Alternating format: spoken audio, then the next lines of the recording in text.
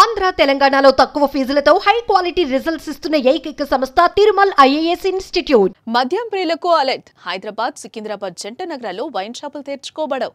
కళ్ళు దుకాణాలు, రెస్టారెంట్లు, బార్లు ఎక్కడా మద్యం దొరికే అవకాశమే ఉండదు. అసలు నగరంలో ఎందుకు మద్యం షాపులు బంద్? ఏ సమయం వరకు క్లోజ్ అయి ఉంటాయి? ఏప్రిల్ 6న శ్రీరామనవమి సందర్భంగా శోభాయాత్రకు హైదరాబాద్ నగరం సిద్ధమవుతోంది. ప్రతి ఏడాదిలానే శోభాయాత్రకు అన్ని ఏర్పాట్లు పూర్తి చేసుకున్నారు. రోడ్ల మరమ్మతులు, వీధి దీపాల ఏర్పాట్లు, ఇతర వసతులపై అధికారులు చర్యలు చేపట్టారు. శోభాయాత్రకు తరలివచ్చే వేలాది భక్తులకు ఇలాంటి అసౌకర్యం కలగకుండా ఏర్పాట్లు జరుగుతున్నాయి. అలాగే కార్యక్రమంలో అవాంఛనీయ సంఘటనలు జరగకుండా పోలీస్ శాఖ తగు జాగ్రత్తలు తీసుకుంటోంది. ఏప్రిల్ 6న హైదరాబాద్, సికింద్రాబాద్ జంట నగరాల్లో వైన్ షాపులు బంద్ చేయాలని రాచకొండ పోలీస్ కమిషనరేట్ ఉత్తర్వులను జారీ చేసింది. ఉదయం 10 గంటల నుంచి రాత్రి 10 గంటల వరకు మద్యం దుకాణాలు మూసివేయాలని స్పష్టం చేశారు.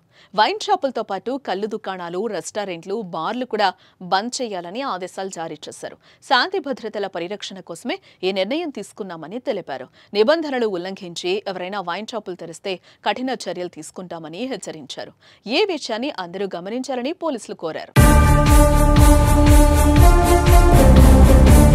వీకెండ్ కావడం, రేపు మద్యం షాపు మూత పడుతుండటంతో నగరంలో వైన్ షాపుల వద్ద ప్రస్తుతం రద్దీ కనిపిస్తోంది. మందుబాబులు ముందుగానే అలర్ట్ అయి షాపులకు పరుగులు తీస్తున్న పరిస్థితి.